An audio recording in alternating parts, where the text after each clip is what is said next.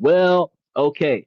The podcast I've seen, there was at least one or two women on the podcast and two or three men that's been on the podcast over the past year that I've seen. Their live podcast used to be about 7 months ago. And since then, they have recently been doing pre recorded podcasts. So I am not seeing the live anymore. I don't know why, but I go live. So if they're willing to come to the show, I told her, I said, hey, your whole group, anybody who's available to be here when I go live, your whole group. So they typically start their show at around 7 or 8 o'clock. They run it for about 2 hours, which means that right about 9 o'clock, they wrap things up. And then I start my show about an hour to an hour and a half after that, which I think is fantastic because it wouldn't interfere with their podcast. They will be able to do their full length podcast, go to the bathroom, and then jump into my podcast. And then we run my podcast for the next 2 or 3 hours, depending on discussion time. But yeah, it's all about, you know, if they're willing to do it. Now, I extended the offer, um, and I'm going to check the emails throughout the week and see if they decline it or ignore it, and then I'll let you guys know. But it's one of those things. I love collaborations because I like to see insight from other individuals. So for you guys that are watching this on both Twitch and Twitter, this is a highly interactive podcast, so you guys can communicate as long as it's appropriate. I do give you guys the opportunity to click the link that is in the comment section. It's on every platform. That if you guys click that link, approve the mic, approve the camera, it brings you on in real time. And if I see you guys in my green room, then we can bring you guys onto the show and then we can start talking, um, which gives us the ability to talk in real time. But not a lot of people come to this podcast dressed and ready for action. So they would prefer to comment in the comment section than to get appropriate for the show. So because a lot of times it's about how they want to be seen, not just so much the fact that, uh, you know, I'm going to judge because I don't judge. Um, I comment, but I don't judge. I mean, you do what you want to do because that's what you want to do. But if in the event you wanted to be more successful, you might want to do some things a little bit different. Um, Michael said, not the ones you pull up from under the bed and have to blow up, huh? No, not those. No, okay, so no, we're talking about actual live guests that come on to the show. So this was a different podcast that had invited me onto their show and then they changed their mind. Specifically, I believe it was because of my availability because they pre-record the show, then they wanted to edit the show and then post the show up for that day. They wanted me to set something up with them on Tuesday and Wednesday, but I have contracts that exist during the time that they wanted to talk to me. And by the time I wrap things up, it'll be like an hour into their show or probably an hour after their show when I am available. And then I've got that window between uh, 8 p.m. Eastern Standard Time and 10:30 p.m. Eastern Standard Time when I am setting up for my show. But I could give them the time of day during that timeline, but I would not be able to enter. The calendar thing wasn't good for them. So I told them, I was like, look, I can show up on Thursday and I can do a Thursday, even if you're gonna, pre-record me this Thursday and then use that information to put me up on another Thursday. By all means, we can knock that back. And they were like, well, we're gonna reconsider the situation for right now. And I'm like, all right, cool. So, but I said, hey, it don't take nothing for y'all to slide this way because I figured we'd be on each other's show at least once, so y'all can slide this way. I could specifically make a show about y'all, and we can hit on some topics. You feel me? And that would get the conversation started because we got a lot of individuals that definitely do come and they have their opinions, and I really want to hear what everybody's got to say because this podcast has been a live podcast from the male's perspective, about 65% of the male's perspective as it stands right now. And I like to hear a female's point of view because when we start listening to some of the comments that we're going to have today, I have my own personal perspective, but my perspective is based off of logic and reason. And then we have the female point of view that might object to that. Uh, Nebula says, how to convince her to do everything I want from her. Okay. Now, here's the thing. He said, "I first and foremost, it's got to make sense. There is a trade-off between you and the other person. If in the event that there's something that you want that is reasonable, and you make it clear what it is that you want, you should be able to, if you selected the right partner, get them to accomplish that.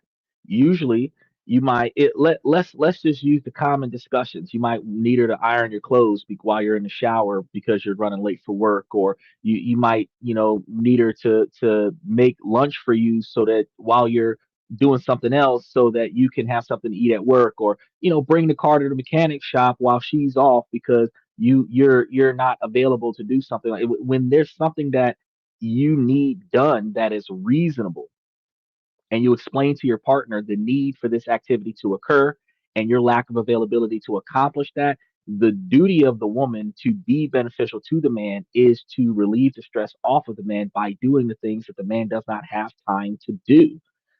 The duty of the man is to be able to financially provide for everything that the woman would need and some of the things that the woman might want.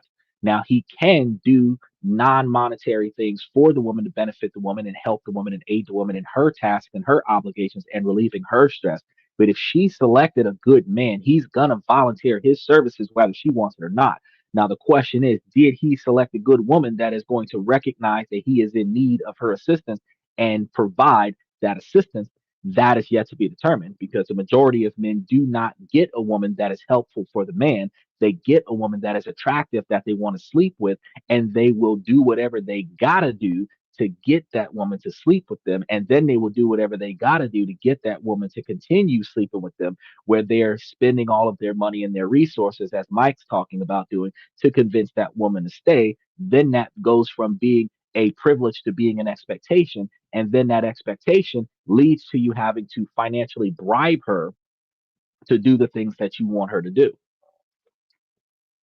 And ironically, women tack inflation on effort, and the cost of being a girlfriend is more expensive than the cost of dating, and the cost of being a wife is more expensive than the cost of being a girlfriend, and the effort is not increasing with the expectations. So if you got a female that is only dating you for your resources, that is not interested in your character and your personality or your good looks, and is not willing to contribute to the relationship the way you need that contribution, convincing her to do something that she otherwise would not do, there isn't a way that you're going to convince her to do anything. The logic behind why you're asking her to do it is going to be why she's going to do it. Now, Michael says the easiest way to do this is to hang money on a stick. And the true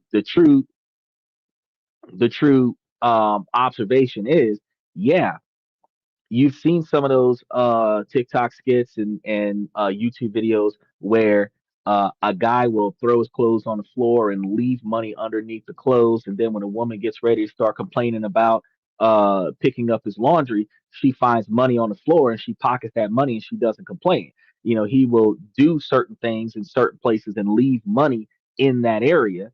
And before she can start really getting into the complaint about the fact that she has to clean that up, she will find that there's money there, and that ability to shut her up, because as soon as she realizes that her effort is going to pay off, because he ain't asking for that money back, that money was left on the table like a tip, and she's going to take that money and she's going to go and do whatever it is that he wanted her to do. True to life, that ain't going to work, because you got women that'll rip money up like they don't give a fuck. If they don't feel respected, they're not going to do it. Now, like Michael's asking, what's the real question? I want to know exactly what is it you're trying to get her to do, because a lot of guys just really want a girl to do something nasty, and the question is, like, is that the kind of girl that you got? Because if it's not, then the odds of her doing it is going to be slim to none. What is it you're trying to ask her to do for you, because that's the true underlining question. Now, I know when y'all come here on this and that, y'all expect me to give y'all some left field, like how to manipulate a woman into doing stuff kind of podcast. And that's not what we are. We're not a red pill, blue pill, black pill podcast. I am not going to give you a um, tips and tricks on how to control or manipulate your women. It's not, that's not what this is. I come from a uniform perspective. I expect to be treated from my partner the way I treat my partner, if not better. And based on that observation, I know that myself, I'm going to put a lot of effort into what I know she needs. And whatever I don't know she needs, I expect her to tell me what she needs. Likewise, I expect my partner to put in the maximum effort equivalently to what she knows that I need, and whatever she doesn't know that I need, she not be offended by me telling her what I need. So if I see that she needs help carrying the groceries, I'm not going to ask her if she needs help. I'm going to get up and go help her carry the groceries. I should be able to tell that she is going to need help because she walked in the door with the groceries, left the door open, and brought bags of groceries into the house. That is a telltale sign there's more stuff outside. You go outside, you see all the doors open, the trunk open. That means there's more stuff in the car. Typically, if there's only one trip, you've closed all the trunks, you've closed all the doors, you've locked the car, you come inside, you bring the stuff inside, you close the door, you lock the door. That means there's nothing else outside. But if the car's sitting open and the door's sitting open, that means there's more stuff outside. So I don't have to ask you, do you need help? I should just get up and go help you. Likewise, if I already had plans to go take care of something business wise, and now I've got an appointment to go do something else, and my wife knows or my girlfriend knows that I have two obligations on the same day on two opposite sides of town, she should be able to just voluntarily say, let me do the less complicated one. You do the more complicated one. That way you got less stuff to do.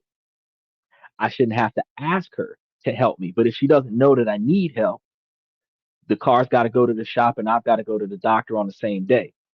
You take one car, bring it to the shop. I take the other car, go to the doctor, and then I'll meet you at the shop and I'll cover the bill or whatever. Situations like that. But your partner should be willing to be there for you. So it really depends. Michael says your question is a slave question. She's your equal if the relationship is good. So like Ozzy says, sometimes I love her, sometimes I don't, but I can't live without her. Yeah, we were talking about that yesterday. The I noticed that, and this is why I be wanting a female's opinion on this show a lot of the times, because this is a male driven podcast. So we are going to have a lot of male responses on this podcast, which is fantastic because men need to speak up. Men need to be able to verbalize and vocalize their concerns and be able to articulate their demands. You know what I mean? Within reason, appropriately. But at the same time, some female opinions would be fantastic because they would be able to broader explain some of the emotionally driven decisions that are made, because men act on logic and reason. We rationalize these things. We take time out of our day and we think about why we're going to do this and what we want to achieve, and then we put our effort into doing it. Whether or not what we want to do and how we want to do this is appropriate or not, what matters is that we've decided this is the direction that we want to go. And if somebody else was listening to that, they'd be like, okay, I can understand where you came from with that. Not so much so with women. A lot of the times they want it because they want it. They want it because they don't have it. There isn't necessarily logic behind it. Sometimes there is, but sometimes there isn't. You buy 20 instead of buying one because it was on sale, buy 20, get one free. So you got the price of buying 20 is far more than the fact that you only needed one and you got 20 because you got one free. Like that doesn't make any sense to me. To me, it's like, uh, hopefully you're only using these sun guns once a month so that you ain't got to buy no more for another 21 months, because that was a lot of money that you spent at one time just because it was like 19% off. See what I'm saying? So the logic has to make sense, you know? But let's go ahead and dip into some of these comments from the fans because I know that we're going to be having a blast with these because some of these are reckless. Yesterday was my best friend's bachelorette night. A group of us went to her house and then out to a karaoke bar. My boyfriend and I have been dating for a year and we live together.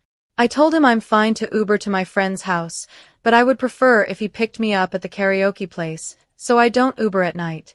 I also told him I can Uber to our place, just let me know ahead of time, so I can sober up for the ride. Since it's his day off, he guaranteed me he is totally fine picking me up, dropping me off, and I don't need to Uber at all, even if it gets late like 3 a.m. With that being said, my friends and I had a great night.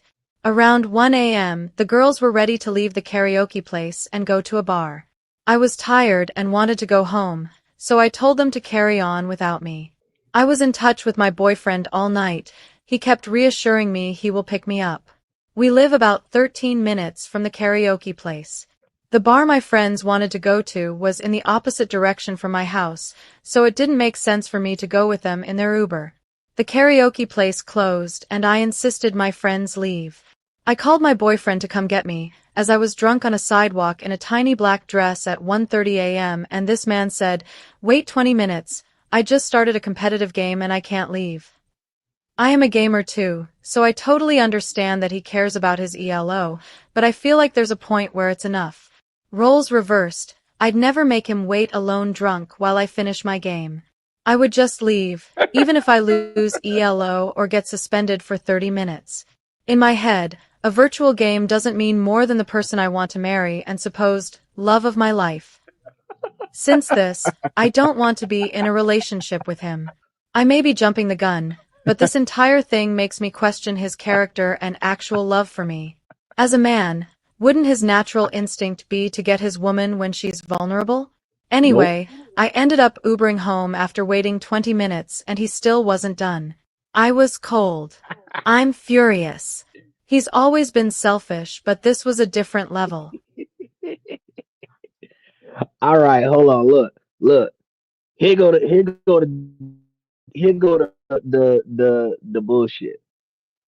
Yeah, you need a time. I need a time out too. Hold up. Is that bullshit? So this is why I need female because they don't just don't make damn sense. Check this out. So she wanted her man to pick her up and only bring her to one of two places, either bring her to the karaoke spot or bring her to the house. She would catch the cab to the other location. He said that he would take her everywhere she needed to go. So he meets up with her, and now they're in the same place at the same time. She decides to leave. Once she decides to leave her man's side, the deal is off. I came because I wasn't supposed to go out here with you in the first place. I came so that you would not have to go nowhere by yourself. You decided that you was gonna take your ass somewhere else without me. That makes no damn sense. At the time that it was time for you to change locations, if you was gonna change locations, you are not supposed to give me permission to no longer be responsible for your transportation. If it's time to go, it's time to go. Before I would have got caught up in something that I would not want to be distracted from, I would have left because I originally came there because I was your ride. Now we both drunk. I can no longer fulfill my job duties. Now you mad at me because your ass went out there dressing like a slut in this tiny ass dress instead of being more modest. And now you over here feeling vulnerable and uncomfortable because you drank too much and you out there looking like an escort and you standing on the sidewalk in the middle of the night because you decided to leave your man's side and you are mad at him. You didn't have to put on no dress. You could have put on some damn pants. It is 2025. Women do not have to wear dresses. I would love to see a woman in a dress. And while attractive as it is for girls to wear mini skirts and short dresses, there is no reason for you to have something shorter than your knees. You can have something going down to your shins and really be more respectful about your own modesty when you sit your behind on the corner and be able to close their legs and cover up everything as opposed to having a skirt so short that if you decided to touch your toes, I can see the crack of your behind. So you put on that outfit on purpose so that people will stare at you. And now that you done drank too much, now you gonna make this man feel bad about the fact that he was playing games and having a good time, and you decided that you wanted to leave. What kind of bullshit is that? That's bullshit. That's what that is. That makes absolutely no sense. You're right. Just like he said earlier, a Harley Quinn romance. And then, he said, please leave the weave at home. They got the stilettos on. They've got the you gotta understand, first of all, the natural heel supposed to be 2 to 3 inches, just a little bit of a lift, not a lot of lift. It ain't supposed to be platform shoes with a 6 inch thing where they toes is all curled up and everything like that, where they basically standing on their toes. It ain't supposed to be all that. It was supposed to be conservative and modest, and it's not that. The adult freelance workers that be walking up the street leaning into strange men's cars talking about, hey big boy, you want a good time? That's the ones that's wearing the 6 inch stilettos. You're not supposed to be wearing what they call hooker heels, wearing a short skirt. You're giving off the wrong impression. Then you mad because your boyfriend didn't stop playing his game so that he could come and pick you up when you felt like going home. I don't get that. Now she want to break up with him because he did not come like an obedient dog when she snaps her fingers. No, no. You got me whatever I was planning on doing today, I stopped doing that so that I could be your ride. You left my location without me, I am no longer your ride. Bitch, you better have the Uber. First of all, here go another thing though. This is the other part that got me pissed off. Uber allows you to pre-schedule your pickup. The damn car, you at the club. If you inside the building and you schedule the Uber, by the time you get through the crowd and take your ass outside, the car is looking for you. You not supposed to be sitting on the sidewalk pulling up the Uber app now, trying to figure out how long it's gonna take for Uber to come get you in gridlock traffic when the club let out. You should have had the damn Uber on the block before you walked out the building. Now you all uncomfortable and shit. Your man said, yeah, wait 20 minutes because he gonna finish doing what he doing. He gonna wrap this up. Then he gonna get in the car. He gonna come down there and come get you because you left him. So you gonna wait your ass at the damn club.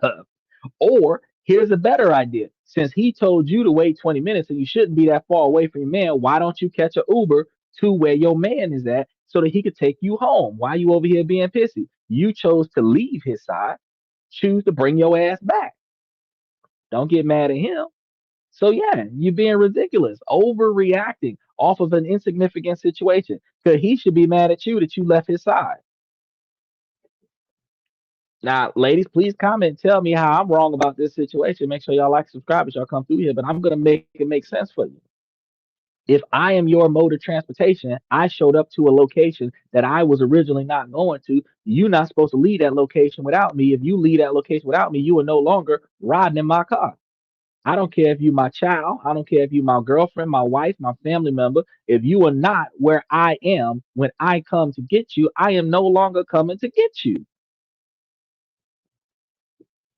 Now, if you're going to use me as a goddamn chauffeur, when it was time for you to leave, you were not supposed to tell me, no, no, no, stay here and have fun. Once you tell me stay here and have fun, I'm no longer required to drive you nowhere because if I'm going to sit here and drink and play video games and now I'm not sober enough to drive neither, I'm not going to get a DUI because you decided I'm not allowed to have fun no more. I got to come and pick you up. If I'd have had too much to drink, the safest thing for me to do so that I don't die on my way to come and pick you up or go to jail on my way to come pick you up is to send an Uber to come and get your ass. So what's she mad about? Michael says sometimes I think they are going on a war party. They be going places that they don't need to go. When you okay, so they're in dating, modern times, we want to go and do things that we used to do when we were single. We would just prefer to do it with our partner. So we go clubbing. You're not supposed to bring your romantic partner to the club. That's for singles. We go to stag parties and house parties. We're not supposed to be going to places like that. We're not single. And that's what we do. We take our partner to singles events and we're not single.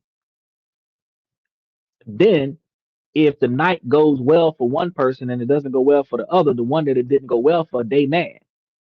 That ain't on us. We ain't set it up like that. You know what I mean?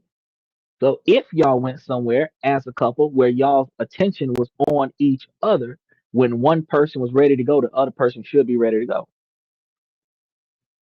But if y'all are going to start doing separate activities when one person is having a good time, that person should not have to stop having a good time because you don't feel like it no more. Especially when you drug them out there for them to have a good time. You're supposed to be supportive, stay with them, let them finish having a good time, and then y'all go home together. But the together part require y'all to be in the same place at the same time. She chose not to do that. Let's go ahead and touch on the next one.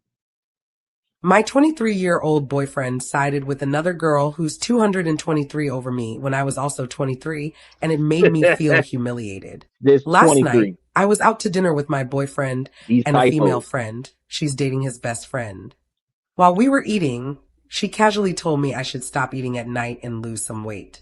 What Ooh. hurt more was my boyfriend agreeing with her, saying she's right. It's for your own good. I didn't say anything, but I felt completely humiliated. Then the Mm. topic of doing a mukbang came up. My friend said she talked to my boyfriend earlier and he said no, What's a mukbang? that I couldn't do it because I'm getting fat and would end up like a popular overweight streamer. They both laughed. I stayed silent again. I felt embarrassed like he wasn't taking my stand. To add to this, earlier that day my boyfriend had used her perfume, a pocket one, after smoking. Hold on. Pause. He said IQs or weights. Her age is 23. She's 23. Her friend's 23. Her boyfriend's older than them. Apparently, he made a weight comment about her, so I'm guessing that she's not slim. And then later that day, her friend made another weight comment about her, and she's feeling insecure about this. Uh, it is inappropriate for us. There go that flash. It is inappropriate for us to be allowing ourselves to be in a type of relationship where we use what do we call that? Taking shots, zingers, sarcasm towards our partners in humor, because while it might have been said in a joke or as playful form to you, to the other person, it hurts their feelings. You are not supposed to make jokes about your person's size or their weight or their skin complexion or whatever the case may be. You're not supposed to make fun of your partner, period. Um, Even if your partner makes fun of themselves, you are not supposed to co-sign on that and add to it. A united front. It said, mukbank I fat person. Yeah, but I didn't know what a mukbank is. But that's ridiculous. But if it's a fat person, it's like she if she's starting to get overweight or if she's already overweight, she's been working on that for a while, and her overnight eating is not helping with her ability to lose weight. That's not a situation that you joke about. If you're gonna have an intervention and you're gonna tell her on a serious note, look, we need to change your diet. You know, we're gonna do some fruits and vegetables before bed. If you're gonna snack on stuff. Uh oh, Mukbank is a fat person. Ah, okay. Well, in that case, yeah, if you're gonna be talking to her about like how changing your diet, eat less more often, do zero carbs, stuff to that effect, where you're improving your weight loss abilities, stuff to that effect, then that's an intervention style. But cracking jokes on her, not a good idea. Now she's about to start talking about her boyfriend using somebody else's perfume or cologne or something like that while he's out there smoking. I don't know what the context of this is, but if he smokes and she knows about it, he shouldn't have to hide it. When we were kids, if we smoked, we would use cologne or something like that, perfume or something like that to mask the smell, which it didn't work because it would be on our breath, but to mask the smell of cigarette smoke on our clothes. But that was only something that we did to hide the fact that we were smoking from people who didn't know that we smoked. Now, if this is something that he was doing because they were in a group setting and he didn't want the other people in the building to know that he was smoking, and he just borrowed his girls, homegirls stuff because they were both out there smoking, then you know who cares? Her coat perfume isn't on him because she was hugging all over him. He just spritzed himself with some stuff so that it didn't smell like tobacco. Don't worry about that part. But we'll continue on just a second. He said, if I was him, I would have jumped down her throat. It's not her place today. Yeah, if you want friends, never pissing their Cheerios. I'm with you too. Well, that's my homegirl. My girlfriend's homegirl should not be taking shots at my homegirl and or at my girlfriend. And I should not be taking shots at my girlfriend. So this guy was out of line for taking shots at his girlfriend, even if he called himself doing it in play. And her friend should have been jumping down the boyfriend's throat because her friend should not be allowing anybody to, even in joke or play, devalue her friend. But apparently, nobody got this girl's best interest in mind. But let's go ahead and see what she got to say about I the smoke casually ring. asked about the scent on his wrist, and he denied it at first, then admitted it was hers. It's not the first time he's made comments comparing me to her. He once said I don't have a body or height, like hers when I wanted to join them for work at an event. They refer to each other as brother and sister, but he listens to her more than me, makes decisions with her, and talks to her in ways he never does with me. When I try to share how I feel, he says I'm overreacting or trying to control him. Am I being too sensitive? Or is this all a red flag I need to stop ignoring? Yeah, he want to date your friend, but he dating you instead. I don't know how that turned out, but for some reason, him and her are too close, and it is a red flag, and you do need to put a stop to it because it's the two of them against you. I don't know why the hell you let that happen. He said they're not Francis and Teresa. I think case I would seek a new boyfriend. Yeah, in this case I would seek a new boyfriend too. That's one of those situations where I would seek a new boyfriend and a new friend because it ain't just him, it's the girl too. Because why is her best friend siding with her boyfriend to devalue her in a group setting? That's not supposed to happen. Both of them people need to be removed out of the life because that's a toxic relationship for the friendship and the romantic relationship. Now, this gentleman says, BKG says, have thoughts on being someone who comes up major eventually, but began poor. Like, is society just hedging bets against this outcome? Um,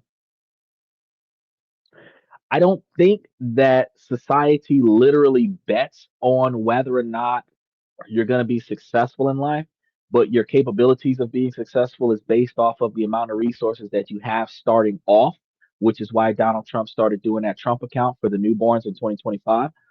Because if you have more when you start trying to be successful, then you have more opportunities to be successful. If you already own your first home at 18, and the money that you would have paid for rent, you're paying on home ownership. Unless you lose your job, you're less likely to get evicted from the house that you own. If you rent out your house to roommates, if you buy a 2 or 3 bedroom house and you rent out your house to roommates where they're paying a portion of the rent or a portion of the mortgage, you could subsidize the cost of your living and be unemployed and still be able to take care of your house, and you would not be struggling. So the more resources you have, the more successful you can become. Now, it's also about your network. It's also about the people that you know and interact with that can make you successful. So the capabilities to find successful people and network and integrate with those people so that you can find more financial opportunities stems from taking yourself to places that will benefit you instead of just going places just to have a good time, just to have a wild event that you guys can talk about later, terrorizing yourselves and terrorizing each other so that y'all can laugh about it 5 or 10 years from now. You actually go somewhere where you can learn something, where you can benefit from something, where you can exchange business cards, phone numbers, and lock in deals where you can get paid later from interactions from the past. But one of the reasons why we stay poor is because we're born into a financially deficit scenario, and then we do not have anybody that teaches us how to be responsible, and then we don't know how to utilize the resources that we gain because we're so used to not having enough.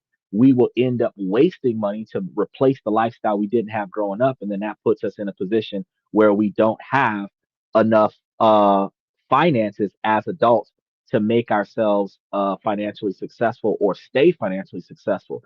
Then, because we live above our means, we put ourselves in a position where we're always chasing a dollar because we don't have enough money to pay for all the things that we put our name on. And that's when we start borrowing money and loans and payday loans and, you know, double over time. And eventually the bubble bursts. And then we have to file for bankruptcy. We can't afford stuff. It goes into collections. We charging things off. And then we just lose it all and we go back to being broke. So everything that we work towards where we're making less money than we're spending, we end up losing it all. And then we have to start over again. And each time that happens, it's harder to get back to where we were. The older you are when you restart, the harder it is for you to become successful because there's more opportunities when you're younger than what there are when you're older.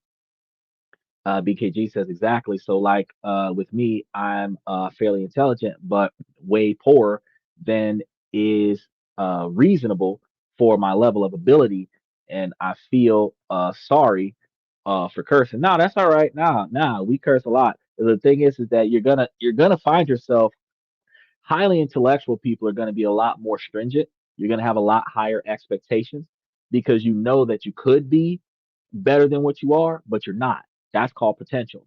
People say you have potential. It's an insult and a compliment at the same time because the potential is the ability to do more than what you're currently doing. And for some reason, you're just not. How do you break that? You got to look for another way, depending on why you don't have a better paying job and why you're not making enough money to exceed your standard of living depends upon what changes you need to make so that you no longer are in that position. Michael said, hang around people who are smarter than you. Your life will improve. Ask questions, lots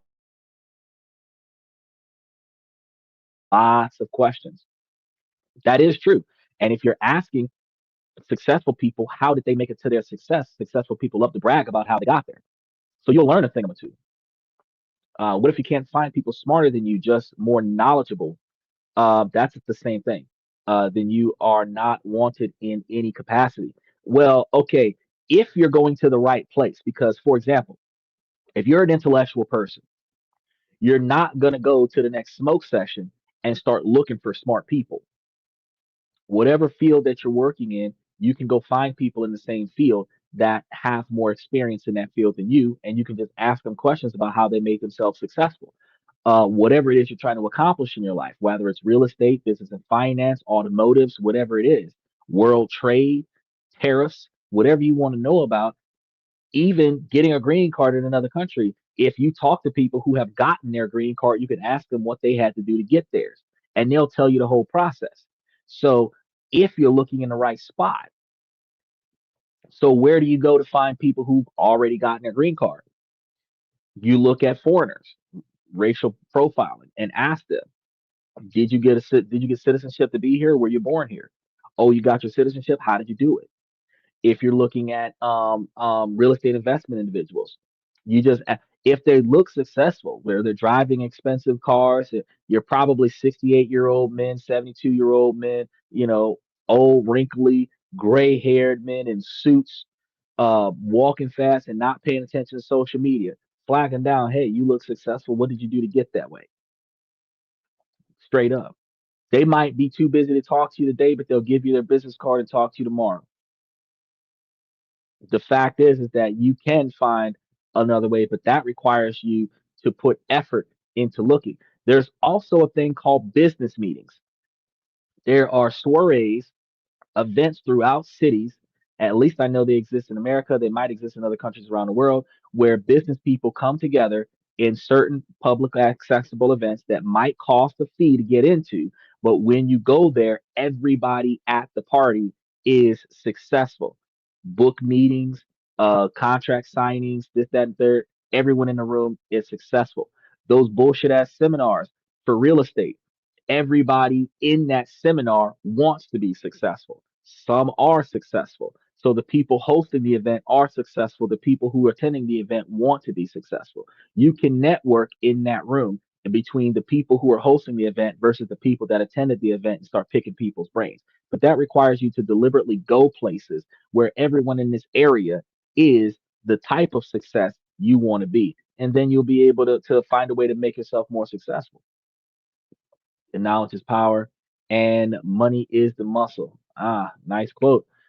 I don't know what to take away exactly from it because a society has made smoke and mirrors of ability intellectual. Society doesn't have that smoke and mirrors. The fact is that there are people who are doers. Those are the earners, the workers, and the people who pay for it to get done. Those are the earners, the owners, the people who run the company, and everything goes from the top down.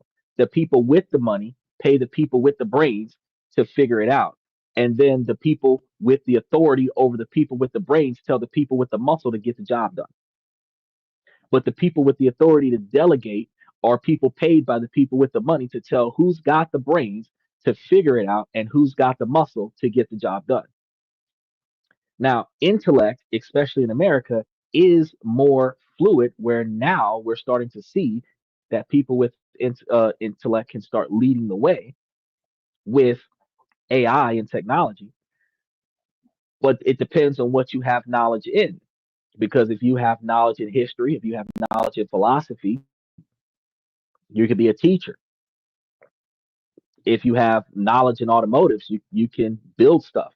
If you have knowledge in medicine, you can take care of people's health conditions. It depends on what you have knowledge in. If you have knowledge in archaeology, digging up old stuff, you know what I mean? If your knowledge in investigation, you might be a cop. It just really depends on where your knowledge is at. So what do broke people do? Go to work. Work for somebody else. That's how they get it in there.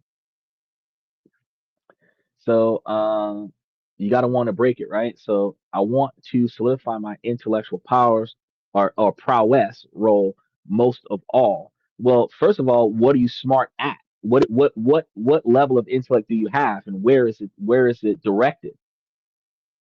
Because life's a Ponzi scheme. Better to lead.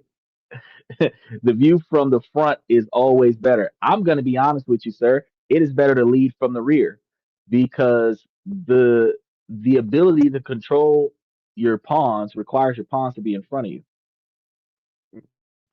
So, delegation, you are as strong as the weakest link in your network. And being able to lead from the rear, you get to be able to see your weak link in action and be able to reinforce your weak link with support. But if you're leading from the front, you're pulling everybody in the direction that you want to go. You're not able to see why it is so hard to pull this group because somebody is pulling in the opposite direction. I agree, but the world will eventually look at you with demands, and I just wonder why it has to be unbalanced views exchange. Well, that's because social economics is going to have social classism, and that what that's going to mean is that there's going to be no scenario where everybody is going to be viewed on an equal platform. Status is going to come into effect. So whether or not they are judging you because of how much you don't have or how many people you don't know, there's always going to be some type of difference between you and somebody else. Michael says, I go to the green card department and ask, true. I live life like a poor person. Yeah, exactly. No sense for no offense, sir, but these topics aren't exactly uh correlated with intelligence, mainly environment. But it really depends. What I asked you before, what is your knowledge in? What is your knowledge in? How do you use your knowledge if you're not able to articulate what is your knowledge in? Successful people take or act, and everyone has great ideas, but never act on them. Successful people do. That's true. Some people can have fantastic financial decisions, but if they don't have enough money to act on them, they're not going to be able to take action on it. Other people have ideas that are not necessarily financial ideas, but if they don't take action on them, that it's a vision in their mind, but it never comes into something.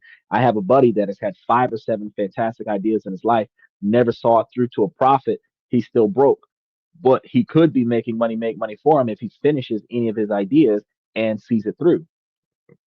It is going to be based on education. I agree fully about technology. My thinking is that quote change a bit. Why teach when you can do? Well, those who can do, and those who can't teach. And I've been saying that for a long period of time. I'm a teacher, and I can tell you, I teach because I can teach, but I teach because I can't do what I wanted to do with the knowledge that I had. I teach on this podcast because what I wanted to do with the knowledge that I have, I'm not doing.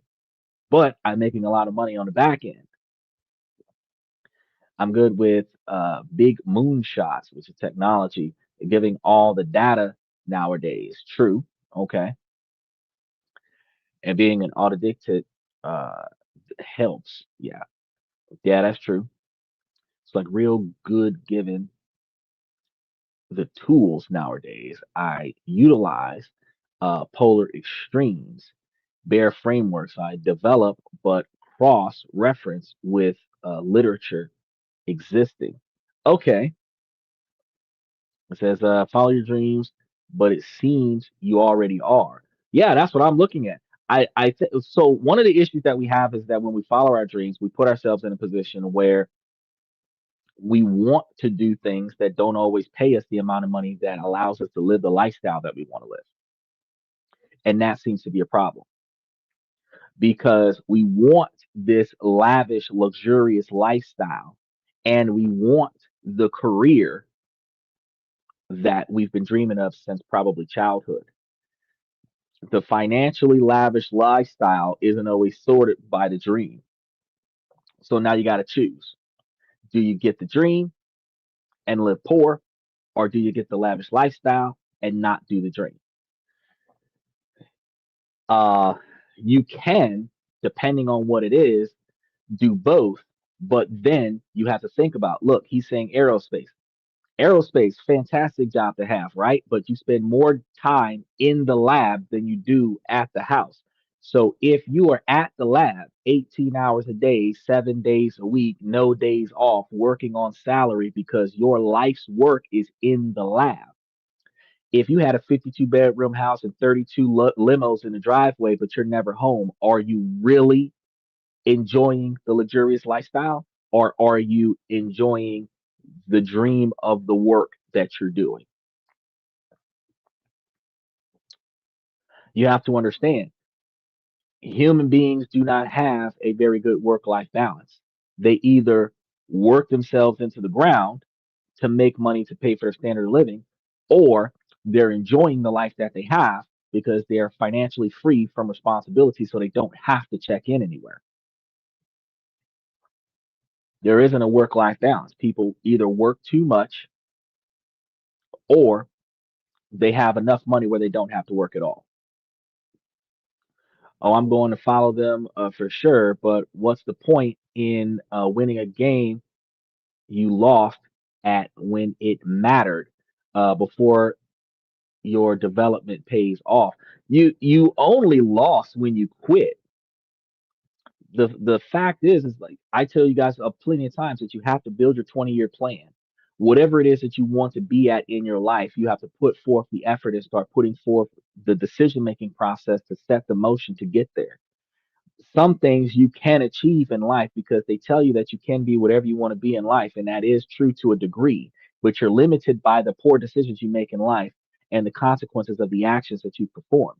Then you're limited by the lack of individuals that you know that would get you into that position because no self-made individual was self-made. They were made by the opportunities that was afforded to them by the people who saw potential in them, and you took advantage of that potential of that opportunity. So no self-made individual was in fact self-made.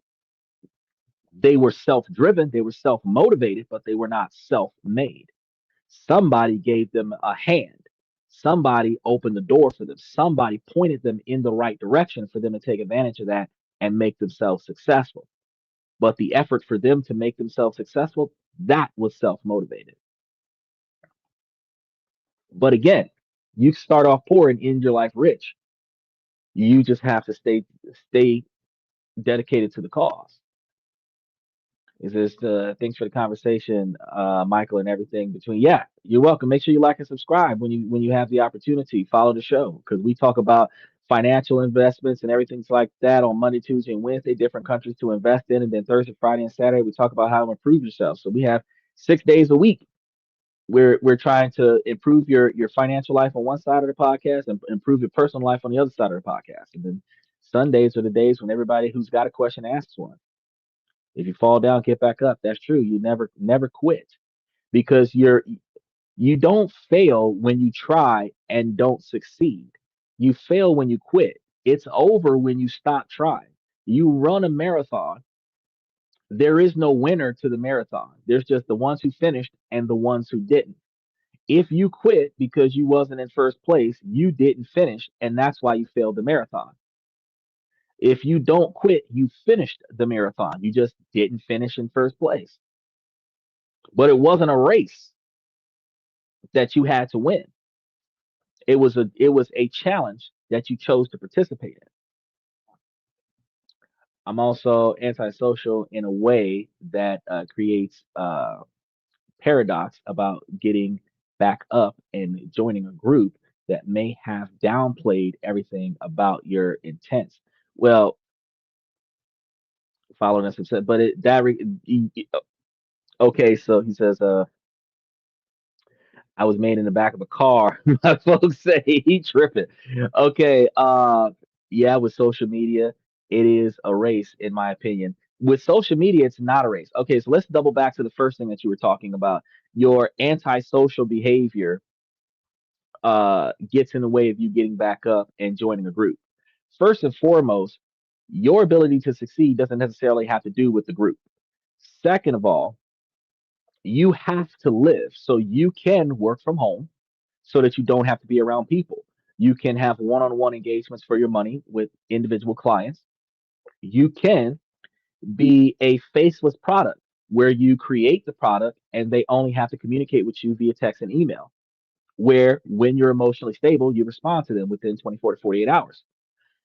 You don't have to directly engage with a mass quantity of people the way I engage with lots of people on this podcast. You choose to do that. Now, whatever it is that you're trying to do in life, if it requires you to engage with other people, if you want to be successful, then you will find a way to meditate through the ability to get out there and go and get it done so that you can be successful. Now, when it comes to social media is not the race. It is our self desire to outdo other people, which puts us in a position to look at the highlight reel of perfection, compare our life to that perfection, and then try to outdo the other person. The old saying, keeping up with the Joneses, um, living a life of Riley, those metaphors where we are, in fact, self desired to compete with other people's picture perfect lifestyle from our perspective, not from their perspective, from our perspective. And that's not a race because the people who are projecting their life on social media are not projecting the fact that they're winning the race. They are advertising the lifestyle that would get them the views and the clicks and the money off of social media so that they don't have to work as hard as the rest of us that are watching them live that life and investing in their channel because they have the picture perfect life. Don't let social media influence your life. You're right. Michael says, I'm finishing last. You all can go before me. Bro, I am not going to be the first one because everything happens to the first one. Look at the scary movies. First person that go through the door, likely to be the one to experience the negative thing on the other side of the door. I will be the second to last. The reason why I will be the second to last is because the last person might get got first. I'm going to be 40% in the middle. so that two or three people get it before me and I can navigate around catastrophic failure. But there's enough people behind me where it'll happen to them before it happens to me. I'm not going to be the top of the class. I'm going to be the bottom 40%. That way, or the top 60%, so that when you fire the bottom 40%, I'm still in the top. You understand? Success to be Success to me is having women see my ability as important. But women don't give a shit about your abilities. They give a shit about your finances and they give a shit about your resources. They might care about your looks, especially if you're tall and physically appealing. They don't care about how smart men are because a man can be dumb as a box of rocks, but if they're willing to buy her a Lambo or a G5 and give her free trips around the world at his expense, she could care less how smart he is.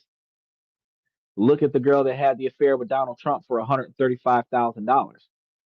He does not have to remotely resemble attractiveness or intelligence. But because he had $135,000 for that one night stand, or the frequent reoccurrence, however you want to look at it, she made more money off of engaging him than most people make in 2 years working for a stable job.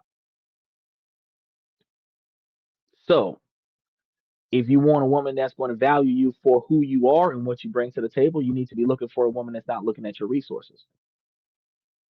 Take public speaking classes. That'll help. Yeah. I can only be top dog via intellect. You can be top dog via effort. The underdog is the top dog because that's the one that doesn't burn out like the Energizer Bunny. We recognize Energizer over Duracell because while Duracell and Energizer are both the longest running batteries in the market, Energizer keeps going and going and going. You understand that? Underdog, the one that never quits, the one that never gives up. When everything else fails and needs to replenish, we're still going. So you can be smart but driven to the motivation of never giving up. I still get nervous. I get nervous with people too. I get nervous before this podcast sometimes. Or money eventually, maybe. Nah, fuck that. I don't want no woman to come looking at me because I got money. That's stupid. If you coming to me because I got money, that's it. I fucked up. I'm supposed to have enough money for people to want the money that I got, but I am not supposed to be dating a female that knows that I got money and is willing to help me spend it. That's not what it's about. I should be dating a female that is willing to help me save and invest that money so that we have more money to spend. Because if the more money, the more having money is like having water in the well. The more water you take out of that well without putting water back into that well, the quicker that well runs dry. Once that well runs dry, you know what kind of friends you got because they will either bring you some water or they're going to walk away and leave you in the desert thirsty. Now, females, more often than not, will leave you because you no longer have any water and she's thirsty, going to go somewhere else and get water from somebody else's well instead of replenishing your well so your well never runs dry. When you find the right woman that is going to replenish your well so your well runneth over with water, then you will have plenty of water to share with her, and y'all will have plenty of water to live a lavish life where you're one step away from being wasteful with the water because you have so much of it. But you cannot find a person that is just interested in the fact that you got water and she ain't got none, and you think that you're going to be able to build a reservoir. That's not going to work out because she's going to use it all up. She's going to help you spend it. 41% of it on her. No need to throw crap in front of you. There's a whale will to do it for you. There's always somebody that's willing to help you fuck yourself over. That's my point. The society is cooked. So if we think technology honors start stop desires of status, technology is not going to change status. Status is going to be based off of resources, and resources is going to be leaning towards how much stuff that can be used by you and how much money you have to go and get more stuff. How smart you are is not going to get there because the smartest man in the world can be bought out by the richest man in the world at the end of the day. So the world is only the world is good. The world that you live in is only as cooked as you allow it to be because society is built up of a large population of people that are all acting in a similar fashion. So if a society sucks, that's because people in that society are making bad choices. So in order for you to have a better society, you yourself as the first person accountability start making better choices in your society, start positively influencing your society by first positively influencing your neighborhood so that your neighborhood can start positively influencing you. Then you can start positively influencing your city so that your city can start positively influencing you. Then you can start positively influencing your country so your country can start positively influencing you. But if you just sit there complaining about the fact that your life sucks because your society sucks, because everything sucks around you and you have not put any effort in making change, ain't nothing going to change if you don't make no change. 16 seats. We need 14 girls. Hey, if we got 14 girls, we got 13 problems between the three of us. Because at least one of them's going to try to help. Technology will be a resource.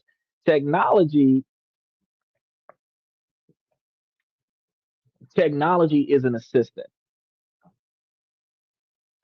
Technology will be an assistant. And what you have to understand is that in life, we replace what people don't want to do, be it men or women alike.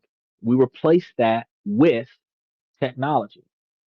We have AI to help us do research. We have AI to help us do mediocre tasks like organize, speak properly, write better letters, do research and create better term papers, calculate stuff for us. The things that we're too lazy to do, that's where technology comes in.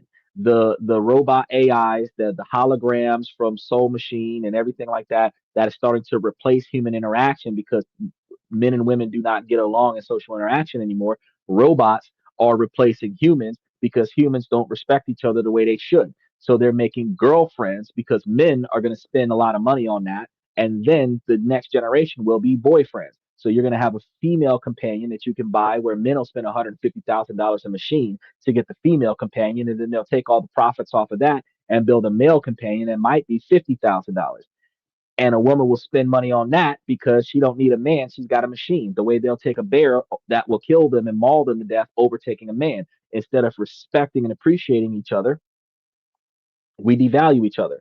Now again, think about the technology that was built. First of all, we have transportation. That's where technology comes in to get us places faster. Planes, boats, cars, all that other stuff. We have instant food that came out of nowhere because we don't have enough time to prepare food. We don't make enough time to prepare food. That's where microwaves came from, hot plates, and all this other stuff.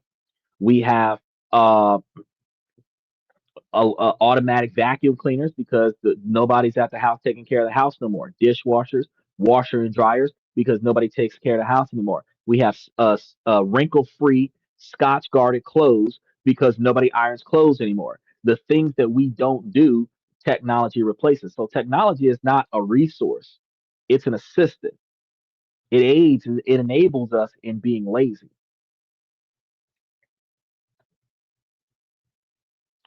Science/tech. That's not a resource. You do not. Okay, you can profit from technology and you can benefit from technology, but technology is not something that is going to provide you directly with compensation. Meaning you can't eat because you have a laptop. You can't drink because you've got clap on clap off lights in your house. You can't feed your kids because your house will turn itself on and off and lock and unlock the doors on demand.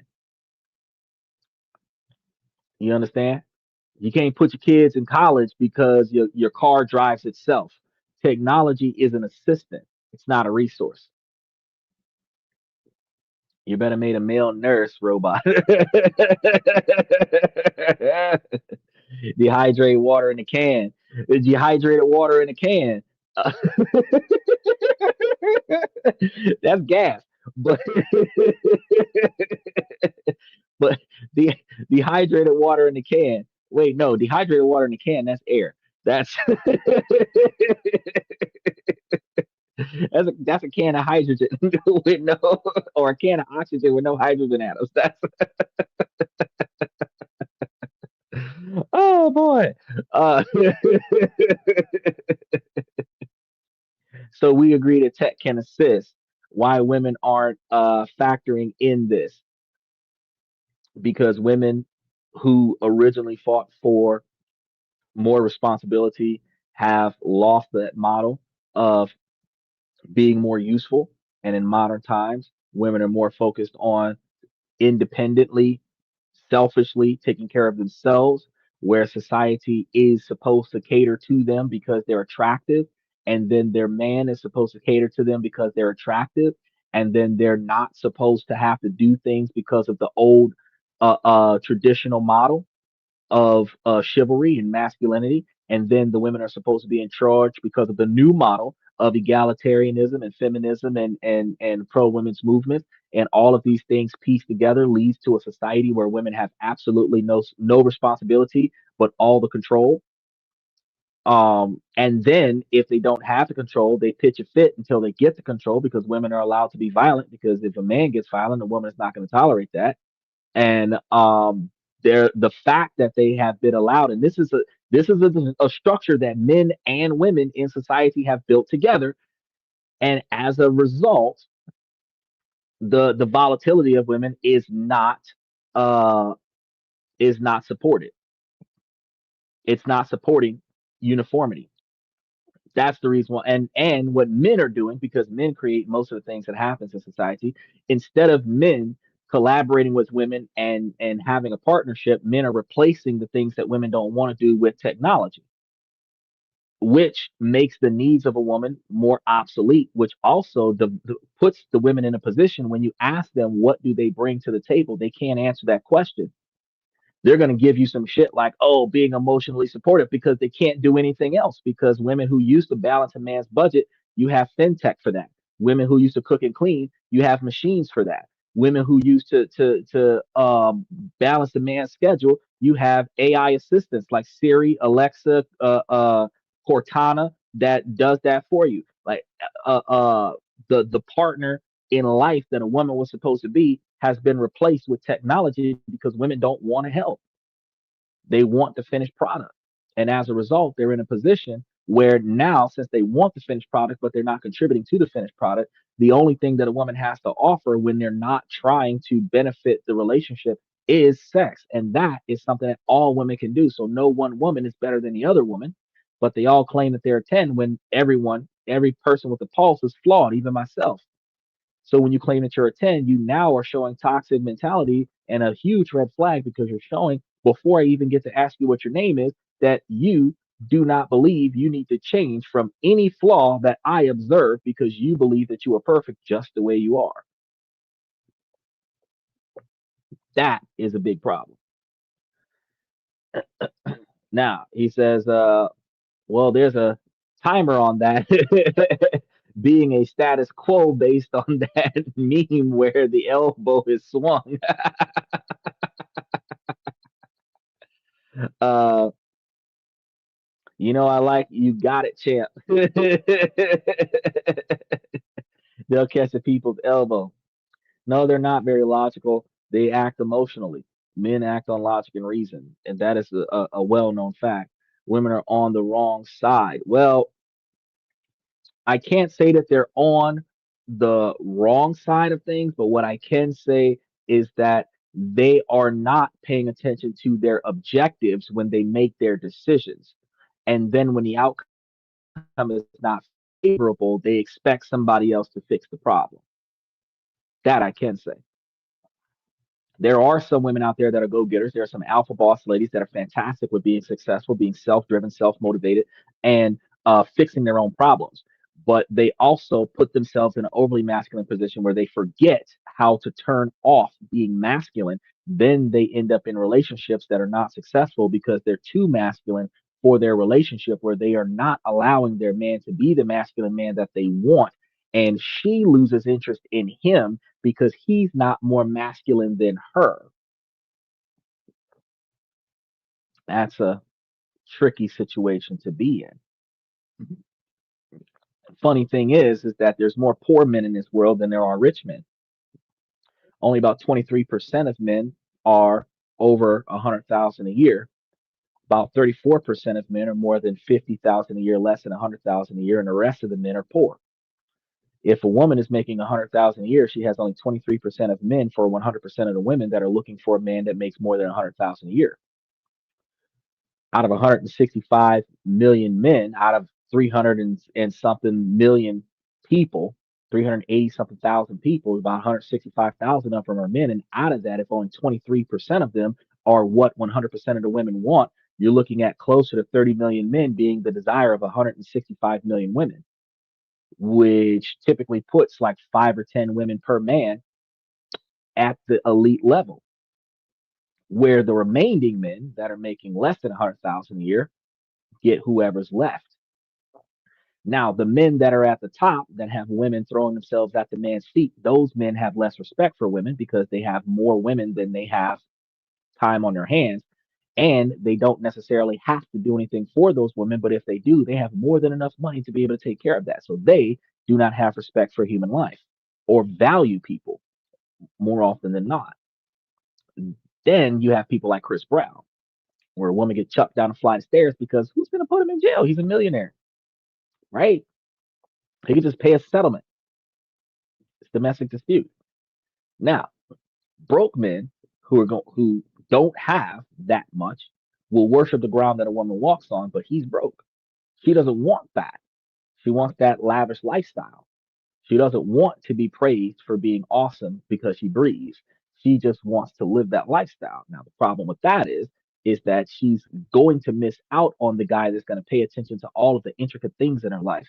And that's going to put her in a compromising position because either she can find a man that can provide her the things that she can provide for herself and live a modest lifestyle with a man that will value her, or she's going to live with a guy that's going to show her no concern because he can afford to buy 10 girls just like her. But she gets to live a life with no responsibility.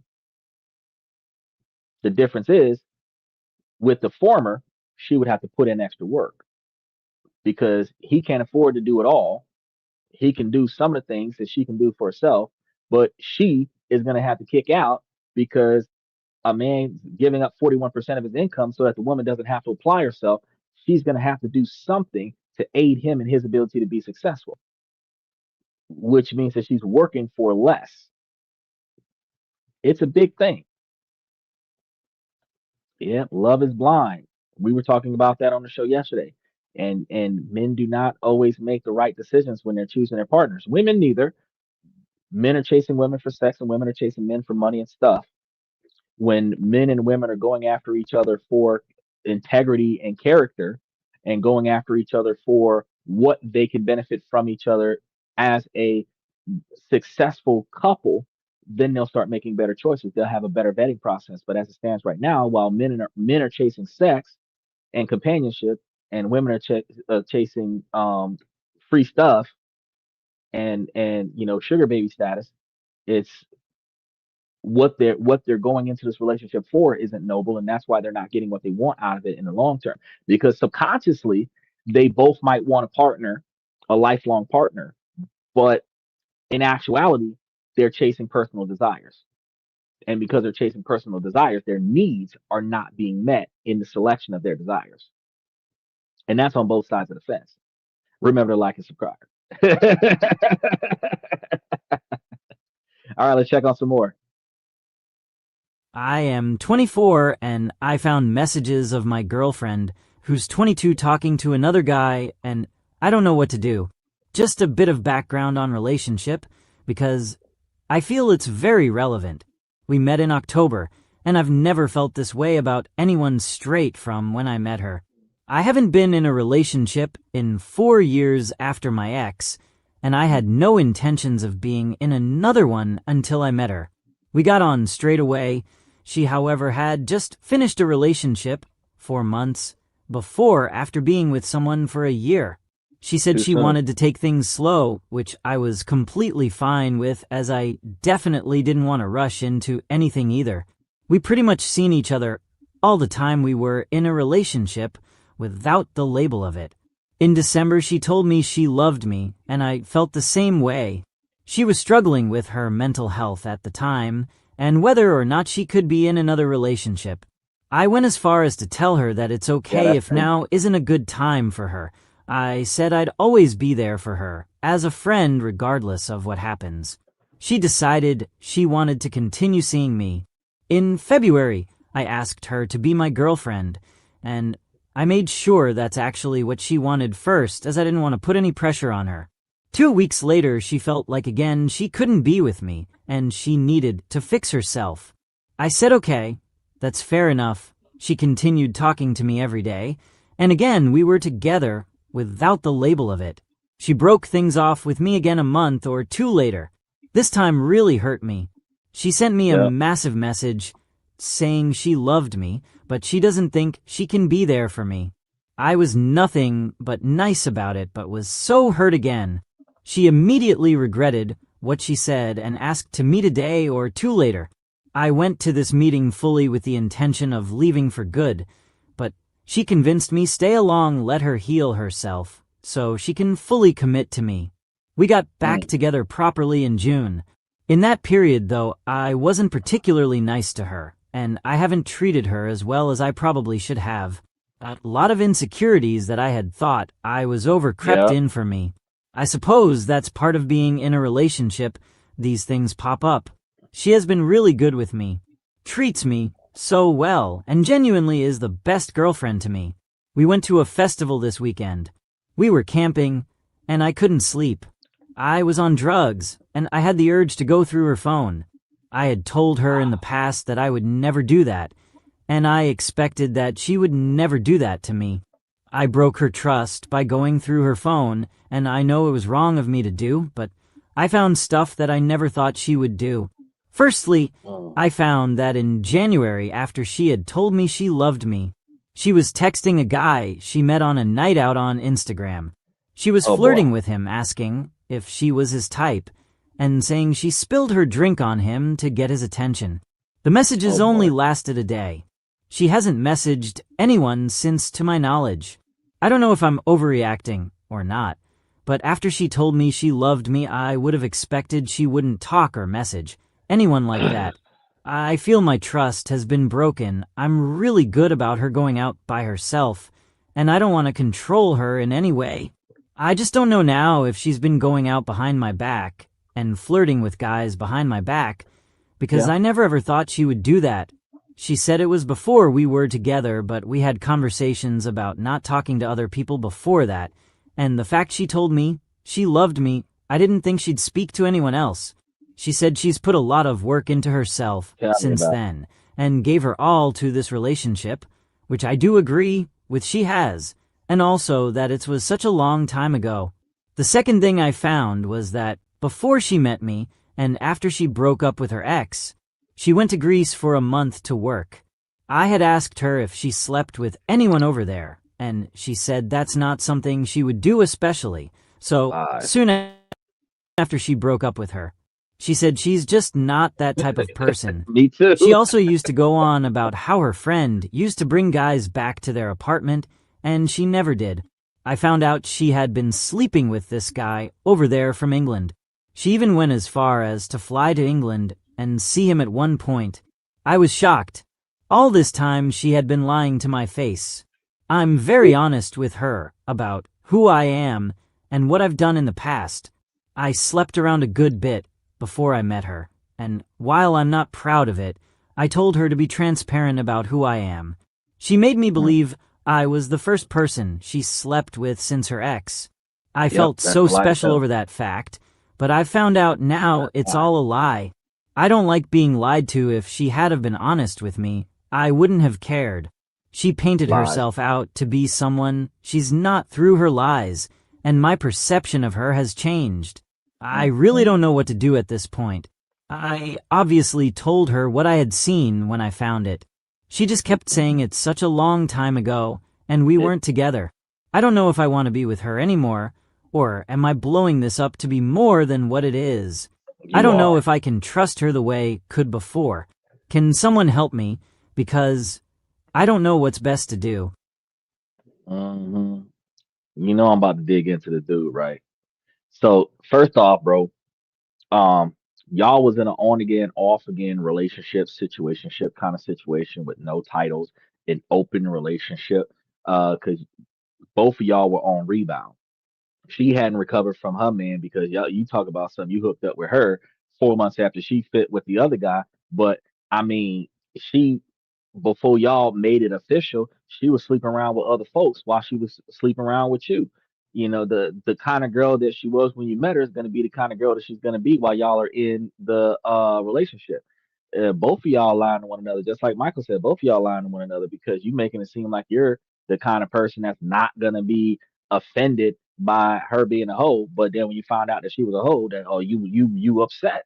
Well, I mean, if she would have came out and told you she was an OnlyFans girl, would you have continued to date her? Because if that's the case, then it doesn't matter who she was smashing before she decided to make it official. Because in modern 2025, you have to understand that dating allows for everyone to be promiscuous with everyone else until you officially have that talk where y'all agree to be exclusive to one another. So you could be seeing her 3 times a week, somebody else could be seeing her 3 times a week, and somebody else could be seeing her once a week when the other two guys aren't seeing her, but she has 3 men that she could be sleeping with in the same month weekly. And then when she decides which one of y'all she's going to be exclusive to, the other two will be just friends. But she's not going to have to identify any of you as her boyfriends, just guys that you are dating, that she is seeing. And at the end of the day, uh, it you got to understand that's the kind of society that we're in right now in the Western culture. Men do the same thing, and since we have this egalitarian society where women believe that they can behave exactly the same way men do, the fact is that women are going to be out there masculinely smashing dudes the way dudes are out there masculinely smashing chicks. So women have 2,000, 3,000 body count because women are capable to get laid way more than men. And just like Michael was saying earlier, at their younger ages, they're chasing sex over money, and then they chase money and stuff over looks, personality, and characteristics. So, you know, the older she gets, the less desirable she is by society, and the less she chases sex, and the more she chases financial responsibility, but never does she chase personality and characteristics that benefit her. That's the reason why they end up in unsuccessful relationships. But like, no, he had 4 years, she had 4 months. He shouldn't have been talking to her. She was still grieving from the last dude. She smashed a bunch of guys to get her mind off of the last guy. She's committing to this guy because he's willing to put up with her bullshit. She's doing this toxic push pull situation because she don't really want him, but he wants her and she don't really want to be alone. So they're trying to make this work. But once she decided to commit to him, when they got back together in June, it's September. When they got back together in June, she decided that she was going to allow him to make this situation work. Doesn't necessarily mean she's going to put in effort to make it work. It just means that she's going to stay in this relationship and see where it goes.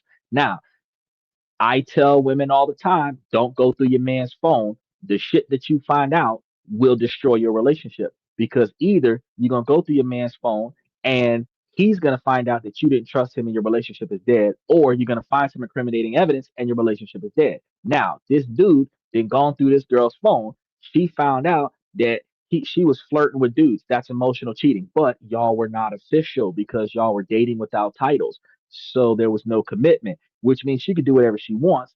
That's modern 2025 society. We're in situationships now so that nobody has to officially be committed to anybody else, keeping the options open in case the greener pasture ever arises.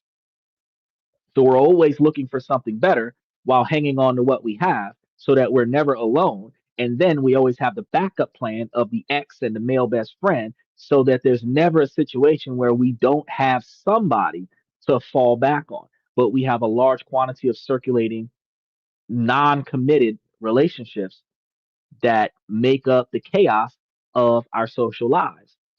And it's crazy. It's crazy. That's where it is. And the biggest problem about that is that that's what we choose to get ourselves into, toxicity. Now, he says, oh, he hasn't been treating her right since they broke up, according to him. He mad for whatever kind of fallout they had. She probably smashing other dudes while she's trying to get over him. Then when they got back together, then he gonna try to see what's going on, but he don't feel the same way he used to feel because he tired of the way she treating him. He tired of the way she talking to him. He talking about some, oh no, we can stay in this relationship anymore. Bro, as soon as you have those feelings, the relationship was long gone.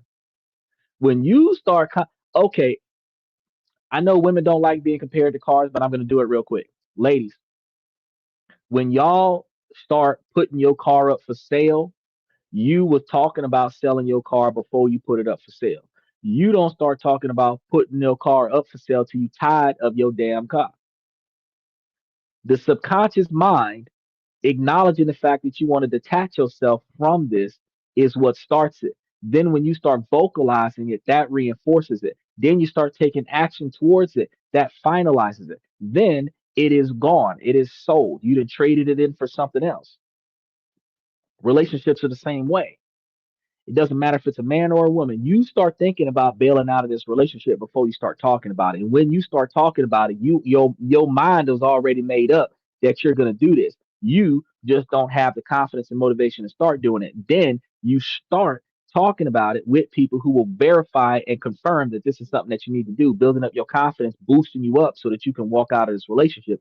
Then you start proactively putting forth the effort to get out the relationship, but you emotionally removed yourself from the relationship usually 3 to 6 months before y'all break up. And since June, July, August, September, that's 3 months. So by December, they're gonna be broke up again. Don't go through anyone's phone, please. But they will. Most people cannot be alone. It's scary. Well, so you got the socially inept individuals that are okay with being alone, but most of the people who are social butterflies, they can't be alone. They can't be by themselves. They'll prefer to be in a toxic relationship than be alone, you know. And then you got people who are financially strapped, and they would prefer to be in a toxic relationship than be financially underwater, you know. And between those two dynamics, you have a toxic relationship. We got to change the way we do what we do. Let's touch base on the next one. Wife dropped a bomb on me. Wife of 13 years asked for an open marriage. We were driving to the store Sunday and boom, here it comes. How do you feel about an open marriage? I was like, do what? I have noticed another of things now. First is she stated that is my friend, that's a guy she works with and have known for a long time. Always on the phone, always talking to him. Now a wife is not a hotspot, you don't share a wife. And to kick this even further, I am a firefighter, I am gone for a 48-hour shift in a very small county. He lives in my response district, I have to pass his house on the way to calls. Now she is saying he just a friend, but married women don't need to hanging out with single men. What if the shoes were on the other foot? She would be losing her mind. Uh, yeah, if the shoe was on the other, first of all, an open marriage doesn't benefit men either. It does in a way because if he finds females that he can procreate with, he can have more children in a shorter period of time. But when a woman is sitting over here talking about an open marriage, she already got people that she want to smash that want to smash her. So she's asking you for a pass on an affair because if you don't say yes, she's gonna probably do it anyway.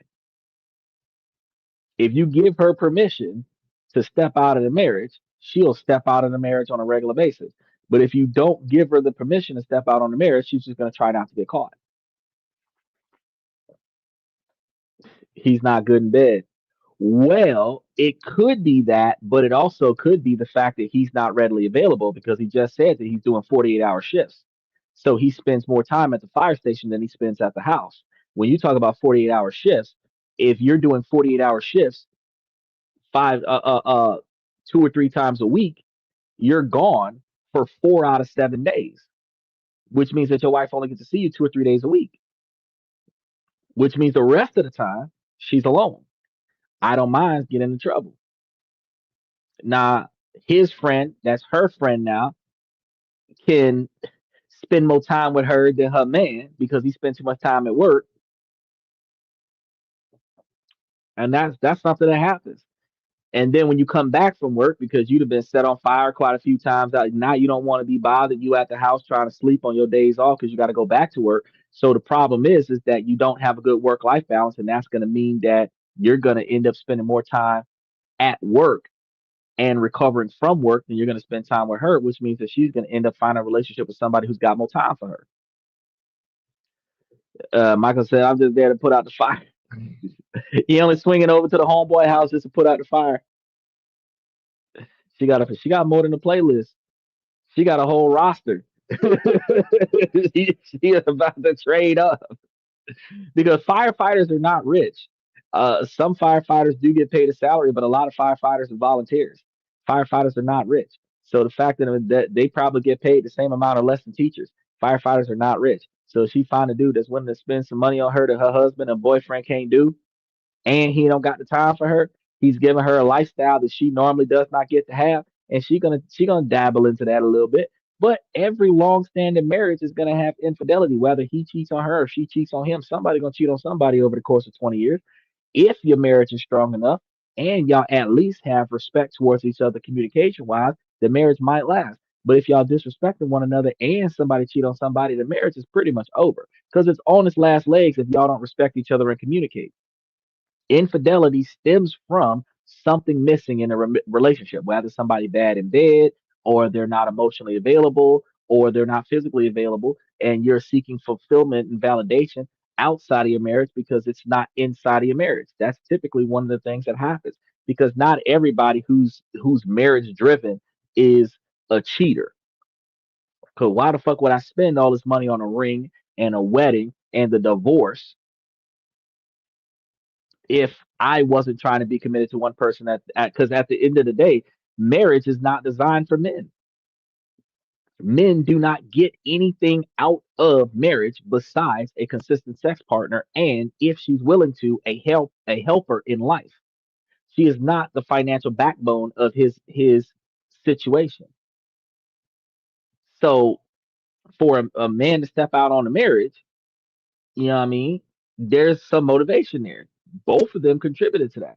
When a woman steps out on a marriage, there's something missing there.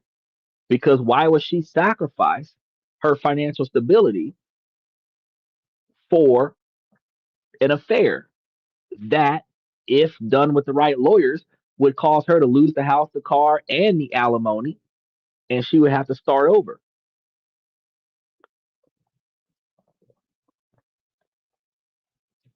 Actually, a lot of firefighters retire early. They claim bad back. Yes, they do retire early, but those people who retire early because of the bad back, they have health issues, which requires their partner to cater more to their needs. And not a lot of women are willing to be nurses to their husbands at the home unless you go get you a woman from the Philippines. So the fact of the matter is, again, if he got a bad back, that he don't have it's all in the back because the guy's got to do all that thrusting. That's back pain. So if the guy ain't got no back because he's a firefighter carrying them gigantic oxygen tanks on his back all the damn time, if he ain't got no back, yeah, you know I mean, that means that he crippled in the bed too. So again, you're looking at the fact that there's something missing in the marriage.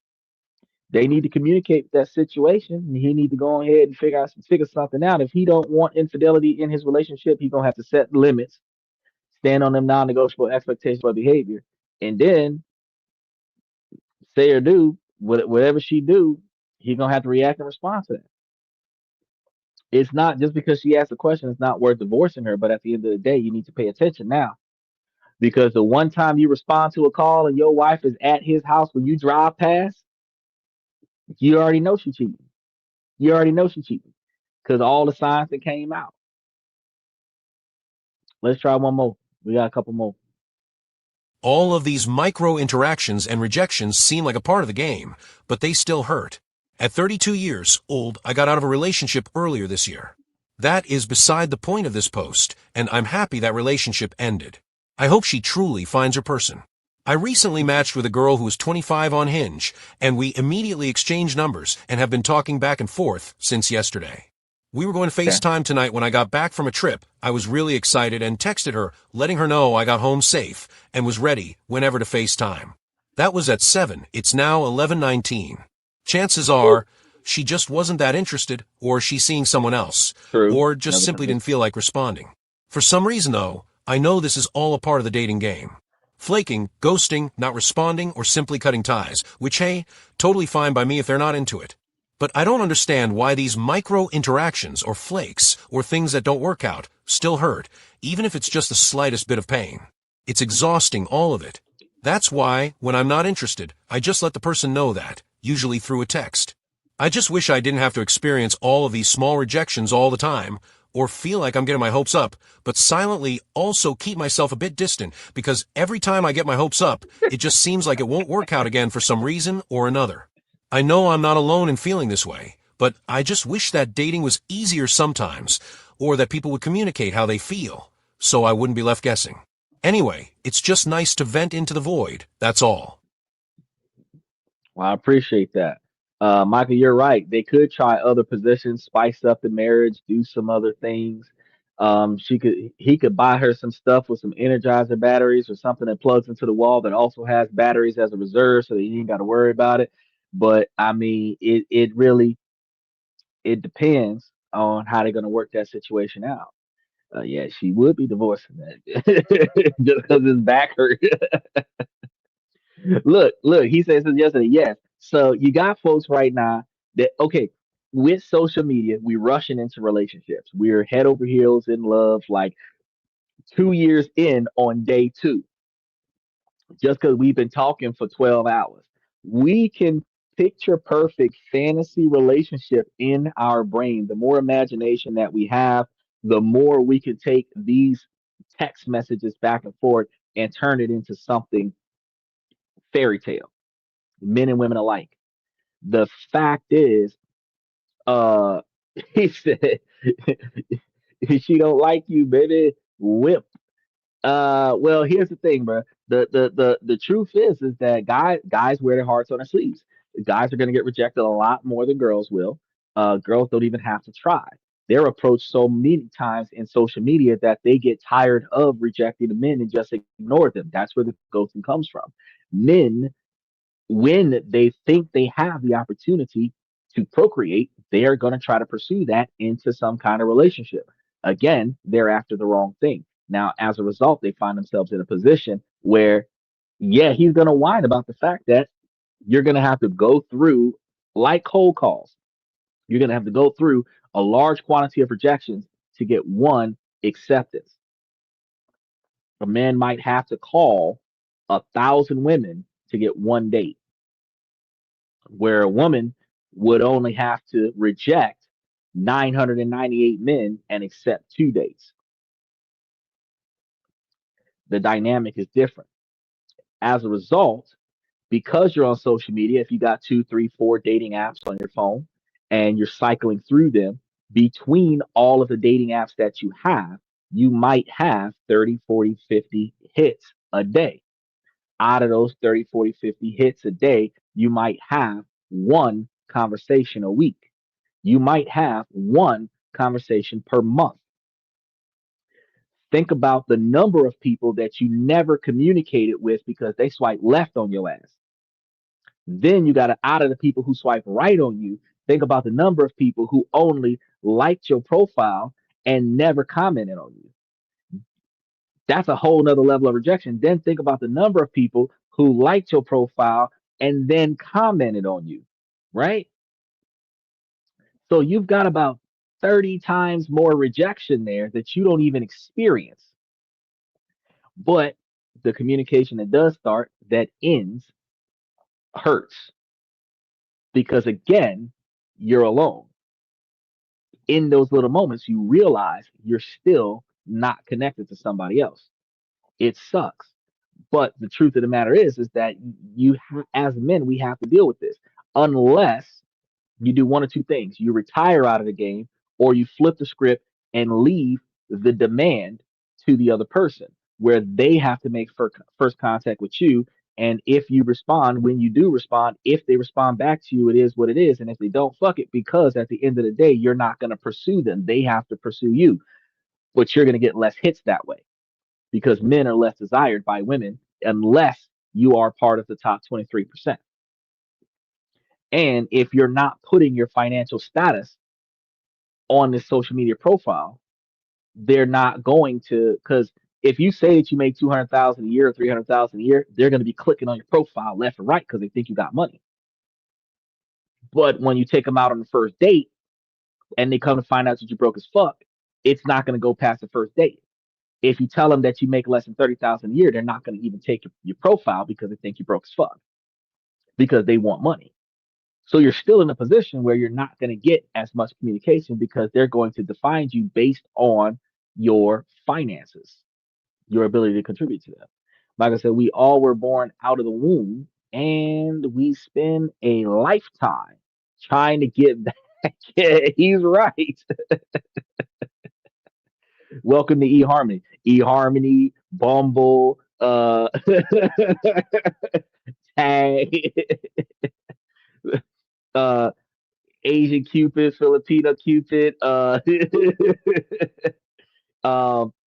what was it, AfroRomance.com? What's the Christian Filipino Christian mingle, Western mingle. So there's so many dating apps out there right now. It is crazy. But all of them we've covered what 4 shows about it over the past 6 months. All of them are designed to do the same thing: profit off of your loneliness. So your best bet: get used to being alone. Start building a fulfilling life that does not require another person to be in it, and interact with people in passing because you can, not because you need them to fill a void. If you do that, you might find somebody that you mesh with that might be able to make your life a little bit better, which might be able to give you the capabilities of being a better person, or not being a better person, but having a better lifestyle with another person. Either way, though, you're not gonna, if you're out there thirsty looking for somebody, it's gonna show in your words, it's gonna show in your dialogue, it's gonna show in your responses. If you're using cliche responses, it's gonna pop up, and that's gonna put you in a position where they're gonna see you as desperate. They're gonna look at your profile photos, they're gonna look at what you offer for them for a date, and they'll go because you're paying. And then after that, they're gonna walk away because they went for a good time. They didn't go for a husband. When you start dating for that, that's when you start seeing a difference. Yeah, you're right. It's time for me to wrap things up because I do got a contract that I got to start fulfilling in the next half hour, and I got to take the dog for a walk and go to the bathroom myself. So what we're going to start off by saying is, ladies, thank you for coming to the show. And as long as the situation doesn't make sense, I'm going to keep asking ladies to make it make sense. So ladies, please make it make sense. Fellas, I really appreciate you guys for coming to the show. BKG, Michael, you guys were very active in the show today. I really appreciate you guys' comments on the show. Thanks for keeping it appropriate. Fellas, 65% male driven podcast from the male's perspective. We do this to aid you guys in being higher value men.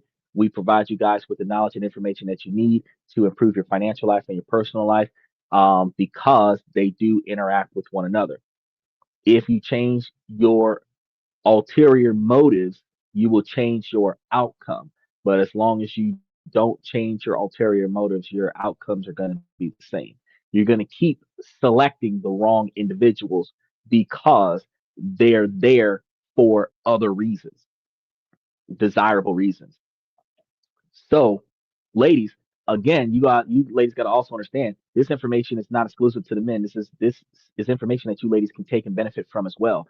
You ladies can take this information to become higher value women by also prioritizing what is in your best interest. And when you look for a man, instead of looking for his resources, look for what he brings to the table that benefits your best interests. Then you will know that you got the right partner. Michael says, P.S. Remember, you got to get up in the morning and go to work. You're broke. You have to keep that mentality. You don't always, just because you think you got it, don't mean that you got it. You always got to remember to yourself that something can happen and you can lose it all. So try to find another way to put a little extra on the side, do a little extra here and there.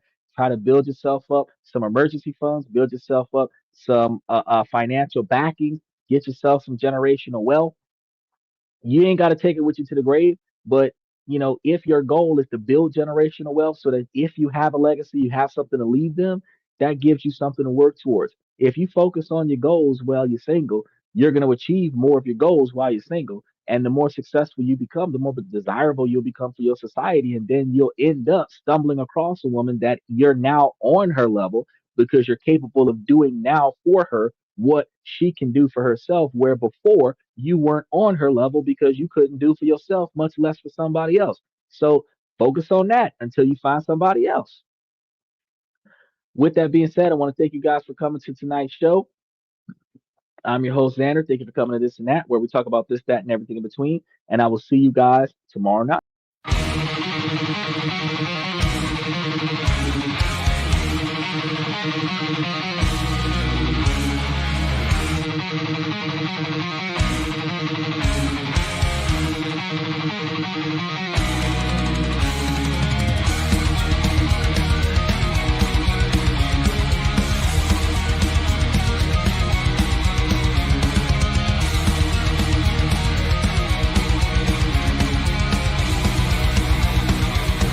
Higher ground.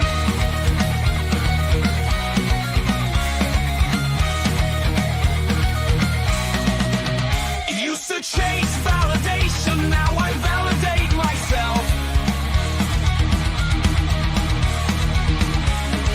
Building inner strength, putting doubt upon the shelf. No more unnecessary drama, no more wasted time. Climbing higher, constantly making my own climb. Standing on higher ground where excellence is found. My potential knows no bounds, raising the bar, breaking ground.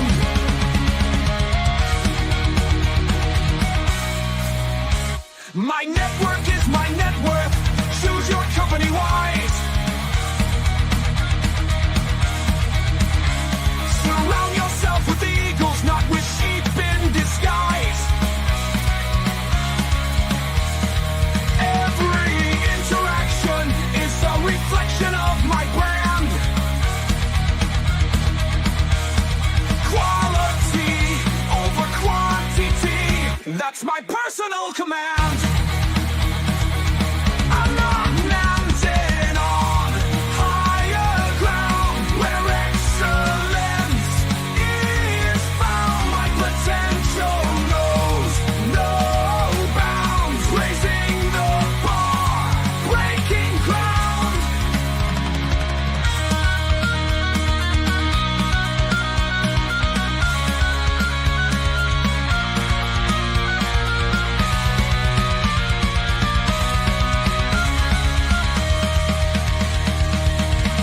I'm not just living, I'm manifesting my vision, cutting through limitations with surgical precision. My expectations are my compass, my respect is my shield to mediocrity and chaos. I will never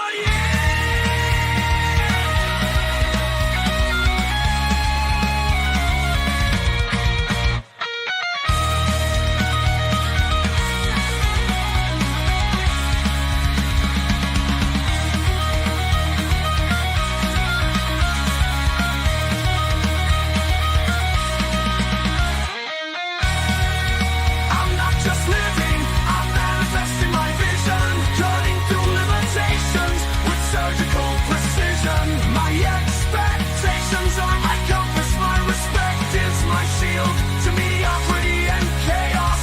I will never yield.